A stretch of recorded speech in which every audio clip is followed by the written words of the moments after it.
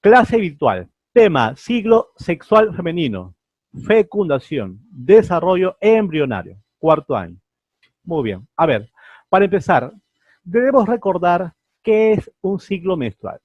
Como ustedes saben, es un proceso cíclico y es natural en la mujer, ¿no? Es un proceso que demora como mínimo 21 días, como máximo 35 días. A ver, déjenme activar el puntero láser. Ahí está.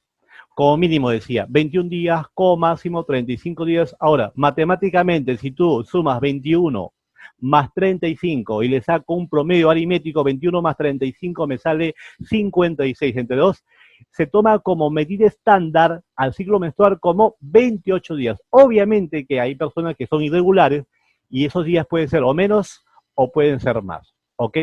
Ahora, ¿cuándo se considera que empieza el ciclo menstrual? Exactamente el primer día de la menstruación, ¿ok? Y termina el último o el siguiente día de la siguiente menstruación. Ahora, como estamos considerando un periodo estándar de 28 días y la mitad de 28 es igual a 14, significa que justamente o aproximadamente el día 14 ocurre la ovulación.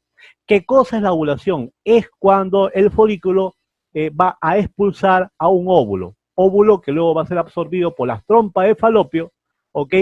Ahora, a la vez que el ovario también va produciendo la progesterona y va preparando el útero por si ocurre la fecundación. Ahora, ¿qué puede pasar? Si no hay fecundación, es decir, el óvulo no se encuentra en las trompas de falopio con el espermatozoide, lo que va a pasar es que la gruesa pared del útero que se estaba preparando para la fecundación se va a derrumbar provocando la menstruación y el ciclo empieza otra vez.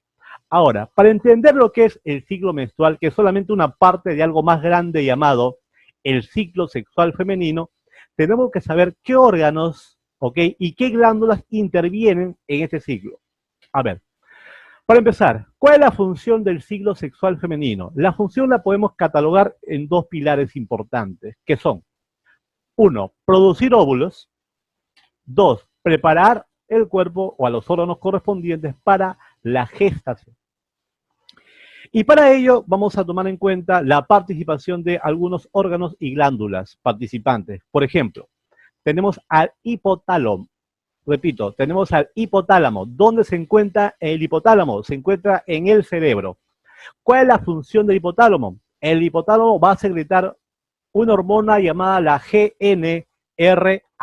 Repito, va a secretar la hormona llamada la GnRH. ¿Ok? Continuamos, por si acaso, para que el que quiera saber qué cosa es la GnRH, es la hormona liberadora de gonadotropina. Continuamos. Otra glándula que se encuentra en la silla turca del hueso esfenoide es la famosa o la glándula más importante del sistema endocrino llamado hipófisis. La hipófisis también es conocido como la pituitaria. Repito, la hipófisis también es conocido como la pituitaria. Ahora, desde el punto de vista fisiológico y anatómico, la hipófisis se divide en dos partes. Tiene la adenohipófisis, que se encuentra en la parte anterior, y tiene la neurohipófisis, que se encuentra en la parte posterior. Pero hoy día solo me importa la parte llamada la adenohipófisis, porque esa parte va a secretar dos hormonas, la famosa FSH y la otra hormona también muy conocida es la LH. Para los que quieran saber, ¿qué es la FSH? Es también conocido como la hormona folículo estimulante, viene del inglés. Repito, la hormona folículo estimulante. ¿Y cómo se llama la LH? También es conocido como la hormona luteinizante. A ver, ¿qué es lo que pasa acá? Esta hormona de acá, también conocido como la hormona liberadora de la gonadotropina, va a hacer lo siguiente, va a regular y va a estimular a la hipófisis. ¿Para qué? Para que esta hipófisis secrete la hormona que acabo de mencionar, a la FSH, y también estimula y regula a la LH. ¿Ok? Ahora, otro órgano involucrado, ¿no?, en el ciclo sexual femenino, muy importante, es el ovario. El ovario lo que básicamente hace es fabricar estrógenos y va a fabricar también a la progesterona. Repito, va a fabricar estrógenos y va a también fabricar a la progesterona, que son hormonas muy importantes que tienen un rol activo durante el ciclo sexual femenino. Muy bien, ahora, como preámbulo, les quiero explicar con un video en qué consiste la ovulación.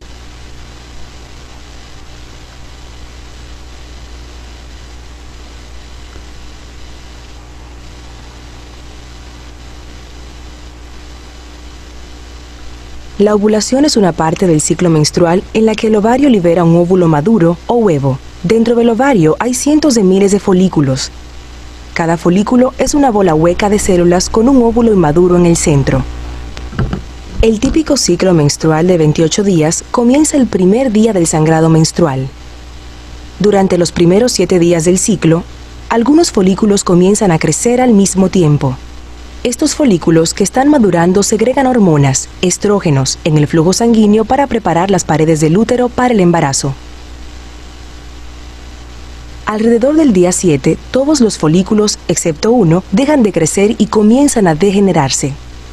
Este folículo dominante continúa creciendo y alimenta el óvulo en desarrollo dentro del mismo. Alrededor del día 12, el folículo segrega una gran cantidad de estrógeno en el flujo sanguíneo.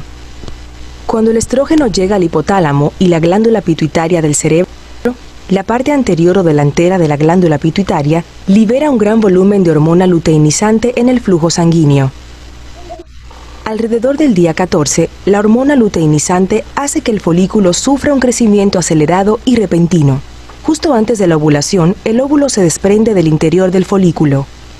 El folículo protuberante libera químicos, haciendo que una de las dos trompas de falopio se mueva más cerca del folículo y lo rodee. El folículo se hincha hasta que se abre de golpe, expulsando al óvulo y al líquido del folículo en la cavidad abdominal. En consecuencia, la fimbria, minúsculas proyecciones al final de la trompa de falopio, pasa rápidamente por el lugar de la ovulación y recoge al óvulo. Los cilios microscópicos sobre la superficie de la fimbria transportan al óvulo hacia la entrada de la trompa de falopio. Dentro de las paredes de la trompa de falopio, las contracciones musculares empujan suavemente al óvulo hacia el útero. Después de la ovulación, el óvulo vive entre 12 y 24 horas.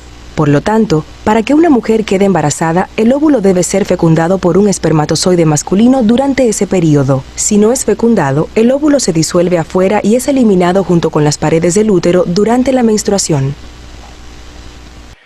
Ahora les voy a explicar con más detalle otro video, un video que los voy a comentar, en donde básicamente se va a explicar esto de acá. Miren, como ustedes pueden ver acá tenemos fases importantes, ¿no? De forma lineal se ha puesto una fase regular de 28 días en las que vamos a ver sobre todo esto de acá. Estudiamos un poco lo que es la temperatura basal, luego los niveles hormonales, acabamos de ver, ¿no? La FSH, ¿se acuerdan? La LH, la hormona folículo estimulante, la luteinizante, el estrógeno y la progesterona. También veremos una parte del ciclo ovárico, es decir, vean ustedes qué es lo que pasa el día 14.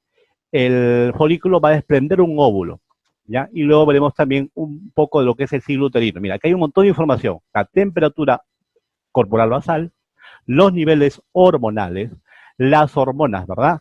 El ciclo ovárico y el ciclo uterino. Y para ello vamos a ver el presente video. Miren, en vez de presentar de forma circular, lo vamos a representar de forma lineal, ¿ok? Ahora, ¿dónde empieza? El día 1, acaba el día 28. Se divide en dos fases, la fase folicular y la fase lútea. Ahora, la fase folicular también es conocido como fase preovulatoria o proliferativa, mientras que la fase lútea también es conocida como posovulatoria o también como fase secretora, ¿ok? Porque el día 14 se produce la ovulación, exactamente este día de acá. A ver, vamos a ver acá. Vamos a poner el puntero láser un momento. Ahí está el puntero láser. Y ya está. A ver, veamos acá. Ahora, quiero que vean en la parte inferior hay una división mucho más detallada del ciclo uterino, que como sabemos, más o menos 3 o 4 días, miren ustedes la forma, hay un sangrado excesivo al inicio de la menstruación, ¿ok? Muy bien. Entonces, acá lo que vamos a ver, como decía, es la temperatura basal. A partir del día 14 se incrementa. Luego tenemos acá cómo las hormonas, las cuatro hormonas involucradas van cambiando. Vean ustedes la concentración a medida que pasa el ciclo ovárico.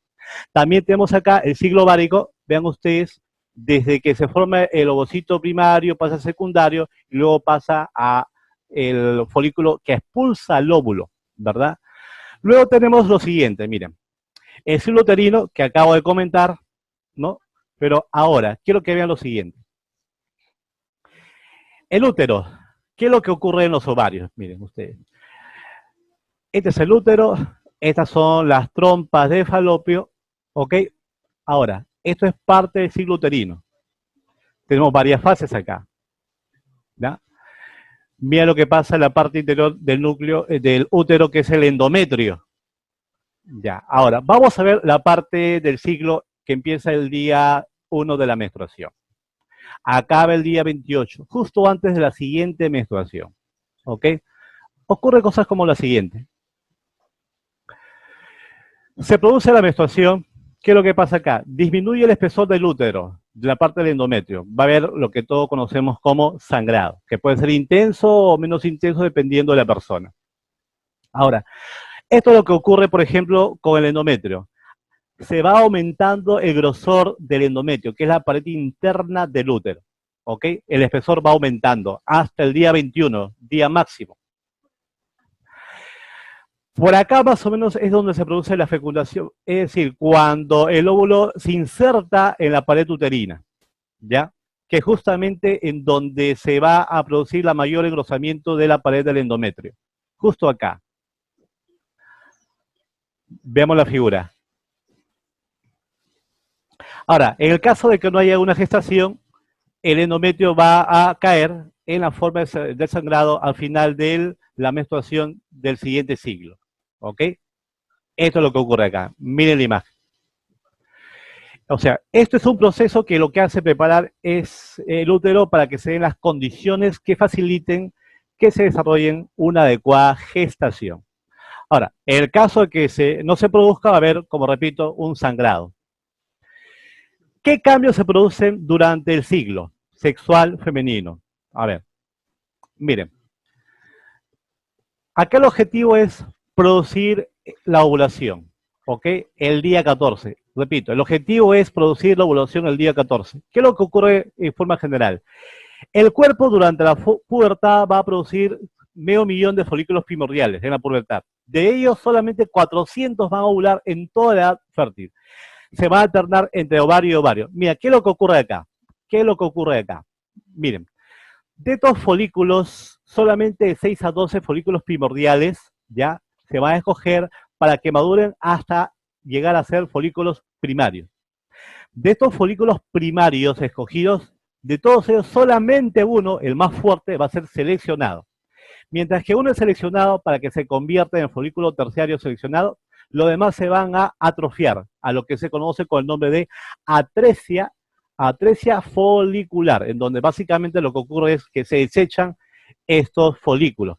¿Qué es un folículo? Les comento, ¿qué es un folículo? El folículo es como un saco, es como una bolsa que protege al óvulo. El óvulo se encuentra dentro del folículo. Ahora, vamos acá. Este folículo terciario que ha sido seleccionado, este de acá, mira, estamos en el día 7, 8, 9, estamos en la fase folicular. Cuando llega el día 14, ¿ya? Cuando llega el día 14, lo que ocurre es lo siguiente.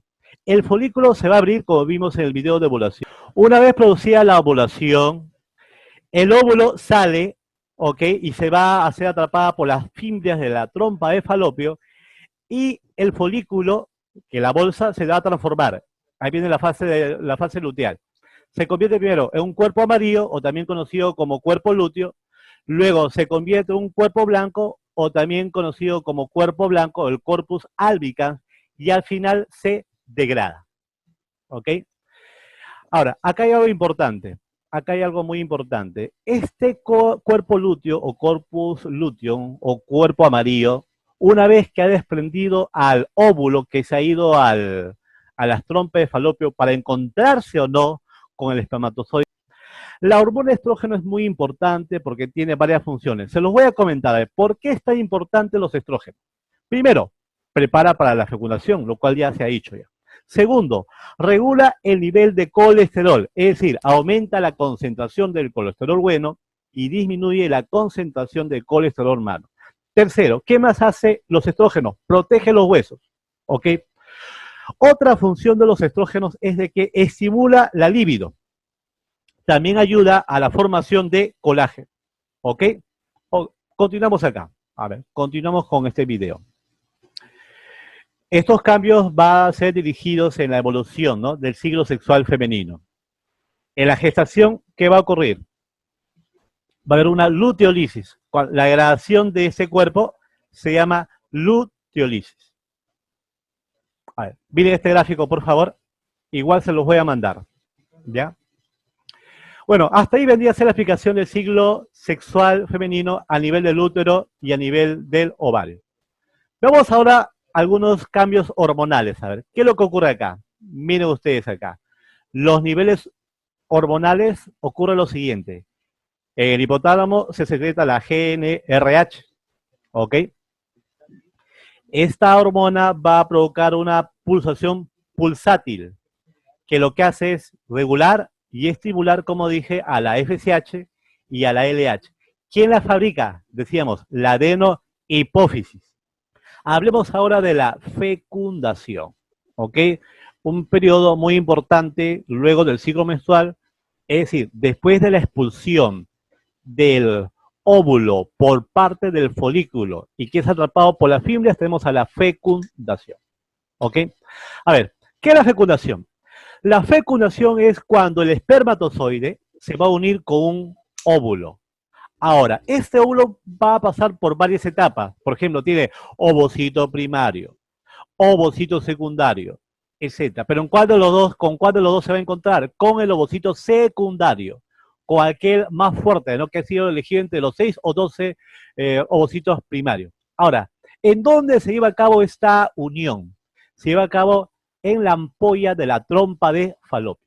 Ahora, la fecundación tiene varias fases. La primera fase, el contacto entre el espermatozoide y el óvulo. Esto es muy importante, jóvenes. ¿Por qué?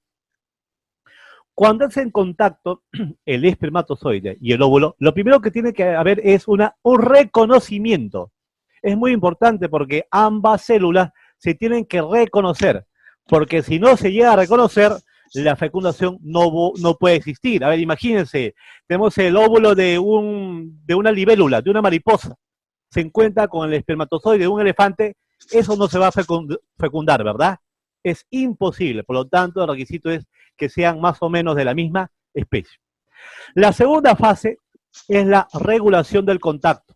A ver, ¿qué ocurre en la regulación del contacto? Veamos acá. Dice, ya que solo un gameto masculino debe ser el que fecunde a un único gameto femenino, por lo tanto, el óvulo solo permite la entrada de uno de ellos. Es decir, una vez que entra uno, que lo más común, es raro que entren dos, ¿qué pasa con la zona externa? Se va a cerrar, de manera que ya no va a permitir que otro espermatozoide logre ingresar.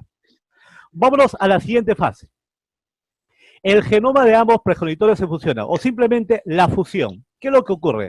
Una vez que el espermatozoide haya penetrado la capa externa, ¿no?, la capa pelúcida del óvulo, va a ingresar, pero no entra la cola se queda afuera.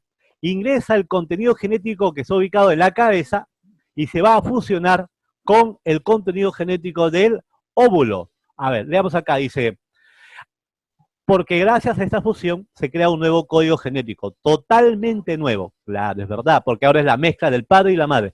Al contrario que, por ejemplo, en la reproducción asexual, donde el código genético es idéntico al del progenitor. Bueno, eso también ocurre, pero eso no ocurre en la especie humana, así que lo vamos a descartar por ahora. Muy bien, siguiente fase. Una vez que los núcleos se hayan fusionado, ahora se va a formar el cigoto. ¿Qué es el cigoto? Es el resultado de la unión de los gametos tanto masculino como femenino. Y acá empieza otro proceso llamado la embriología, o también conocido como desarrollo embrionario. Muy bien, ahora, cuando hablamos de fecundación, hay que reconocer la existencia de 4 tipos. Son la fecundación cruzada, la autofecundación, la fecundación interna y la fecundación externa. Ahora, Mucho se habla, por ejemplo, de la diferencia entre un gemelo y un mellizo. ¿No es cierto? Brenda, José, los audios desactívenlo, por favor. Ya, a ver, vean acá. Les he preparado un cuadro muy básico, muy resumido, de las diferencias más importantes entre lo que es un gemelo y un mellizo. Ok, nosotros sabemos que en la fecundación lo que básicamente ocurre es que un óvulo se une con un espermatozoide para generar un nuevo individuo. A ver, pero ¿cuáles son los dos casos que puede ocurrir? A veces pasa algo normal, ¿no? Es decir, un óvulo, un espermatozoide forman un cigoto, pero por cosas del destino, que se investigan todavía, este único cigoto se va a dividir, de modo que la carga genética va a ser exactamente la misma en estos dos nuevos embriones, porque son idénticos. Por lo tanto, resultado, los hermanos comparten el mismo ADN, de modo que, desde el punto de vista genético, químico y físico, son exactamente idénticos, ¿ok? Son exactamente idénticos, y siempre tienen que ser, ¿cómo? Del mismo sexo, ¿no? Porque son iguales en todo. En cambio, en los mellizos, también conocidos como gemelos disigóticos, y a los gemelos se les conoce como gemelos monocigóticos, miren, mellizos también conocidos como gemelos disigóticos. ¿Qué es lo que ocurre? En este caso ocurre algo muy especial. El folículo va a expulsar ya no un óvulo, sino va a expulsar dos óvulos. ¿Y qué pasa? Como hay dos óvulos, va a haber un espermatozoide para cada óvulo, de modo que se van a formar dos cigotos. Repito, se van a formar dos cigotos y como provienen de espermatozoides diferentes, va a formar también cigotos con ADN diferente. Resultado final, son dos hermanos que comparten solamente el 50% de su ADN. Es decir, como cualquier hermano, ¿ok? Obviamente que repito, nacen al mismo tiempo. ¿Puede haber trillizos? Por supuesto, tenemos que hablar pues de 3 óvulos, 3 espermatozoides, cosa que es sumamente raro. Pero puede haber, sí, puede haber. En la especie humana es muy raro, en otras especies es muy común, digamos, ¿no? En los gatos, en los perros, etcétera, etcétera, etcétera. Ahora vamos a hablar del desarrollo embrionario. Miren, una vez que el cigoto, ¿no?, se ha formado en las trompas de falopio, en 2 días o 3 días más o menos, puede ser un poco más, un poco menos, eso va a bajar al útero y lo que va a pasar en el útero es que se va a implantar. Pero mientras que el cigoto va bajando, miren ustedes, hasta el día 5 más o menos, de donde el día 5 se inserta en la pared del útero, va a pasar por los siguientes procesos. Miren, inicialmente habían 2 núcleos. De ahí se multiplica por 2 y pasa a 4. Y luego a 8. Repito, primer día hay 2. El día 2, el embrión tiene 4. El día 3 ya no hay 4, sino el doble, 8. ¿Y cuánto es 8 por 2? 16. Entonces, más o menos el tercero o cuarto día se forma con 16 y a eso se le conoce como mórula. Anoten eso, ¿ah?